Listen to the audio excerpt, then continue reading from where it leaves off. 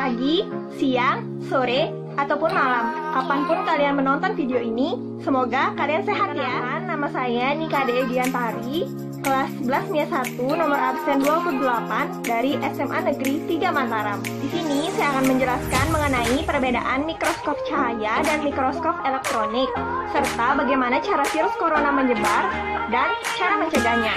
Tonton terus ya. Apakah perbedaan mikroskop cahaya dan mikroskop elektron?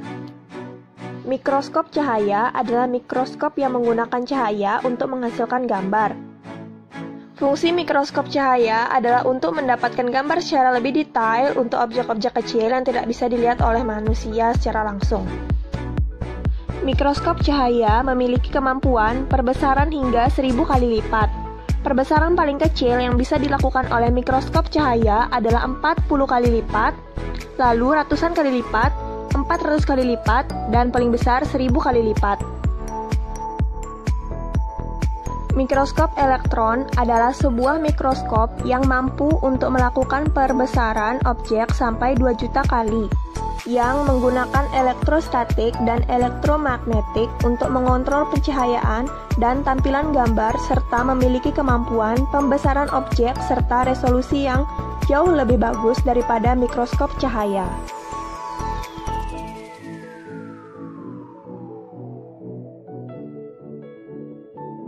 Mikroskop elektron ini menggunakan jauh lebih banyak energi dan radiasi elektromagnetik yang lebih pendek dibandingkan mikroskop cahaya.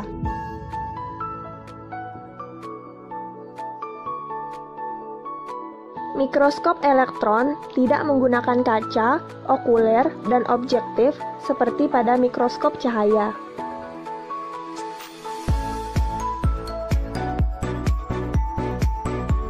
Tetapi menggunakan lensa elektromagnetik untuk memfokuskan berkas elektron pada objek yang diamati.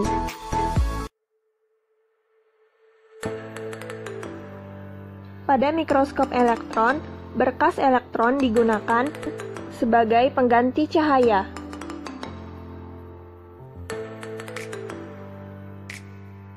Kemampuan perbesaran mikroskop elektron dipengaruhi oleh pendeknya panjang gelombang dari elektron, yaitu sekitar 1000 kali lebih kecil daripada panjang gelombang cahaya yang tampak.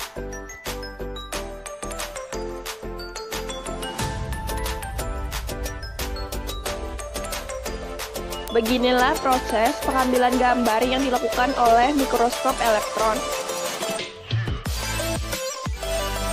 Oleh karena itu, mikroskop elektron digunakan untuk mengamati virus, salah satunya yaitu virus corona.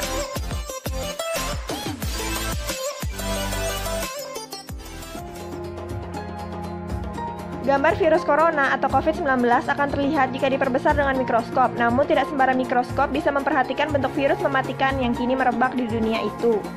Penglihatan bentuk dan gambar virus corona harus melalui mikroskop berteknologi dan bercahaya tinggi, yakni mikroskop elektron.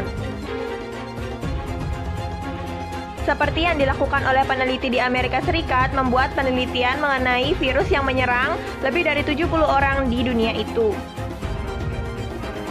Ilmuwan National Institute of Health lalu mengungkap bentuk virus corona dengan penglihatan alat mikroskop berteknologi tinggi. Faktanya, virus yang berasal dari Wuhan, Cina, itu tidak bisa dilihat dengan mikroskop biasa.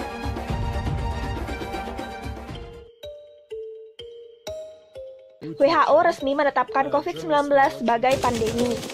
Virus ini tergolong menyebar cepat secara global. 3 bulan wabah corona, 30.000 orang meninggal dunia. Penyakit COVID-19 disebabkan oleh virus corona baru yaitu SARS-CoV-2. Sebelum COVID-19, dunia telah mengenal penyakit lain. Virus corona menyebabkan SARS dan MERS. Secara umum, orang yang terkena COVID-19, SARS, dan MERS bergejala sama, yakni demam tinggi, flu, batuk, dan gangguan pernafasan. Virus ini mempunyai selubung protein, RNA, dan duri-duri protein. Bagaimana virus SARS-CoV-2 dapat merusak tubuh manusia? Saat virus menyebar melalui tetesan air liur seperti batuk dan bersin, virus akan masuk ke jalur pernafasan di bagian belakang tenggorokan. Duri-duri protein menempel ke dalam membran sel. Virus kemudian mereplika diri sangat cepat dan membaja RNA sel untuk menduplikasi RNA-nya sendiri. Sehingga sel tidak dapat berkembang untuk kesehatan tubuh, melainkan untuk memperbanyak virusnya. Bagaimana proses virus menyerang bagian pernafasan? Saat virus berkembang dan menginfeksi saluran pernafasan atas, virus menyebabkan nyeri tenggorokan dan batuk kering. Di waktu bersamaan, interferon memicu aliran protein untuk melawan virus dan berusaha meredakan penyebarannya. Namun, sel ini tidak selalu tepat sasaran.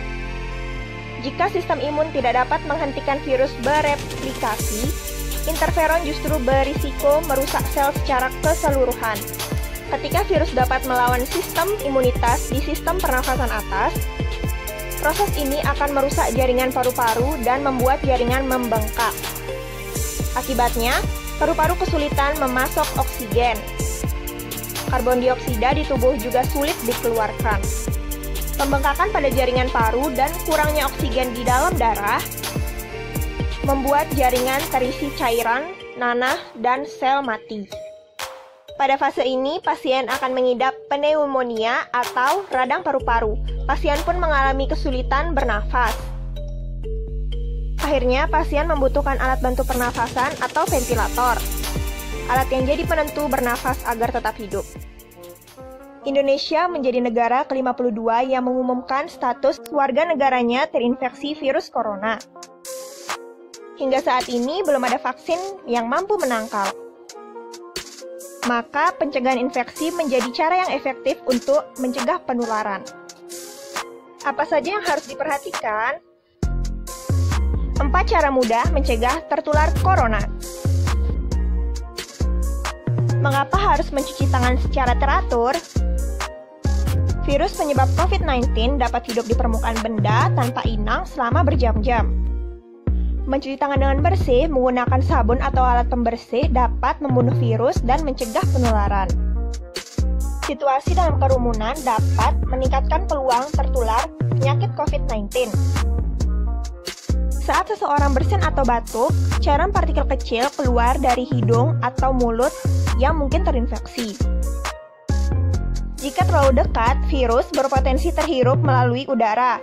Maka dari itu, jaga jarak hingga 2 meter. Kemudian, hindari menyentuh area wajah.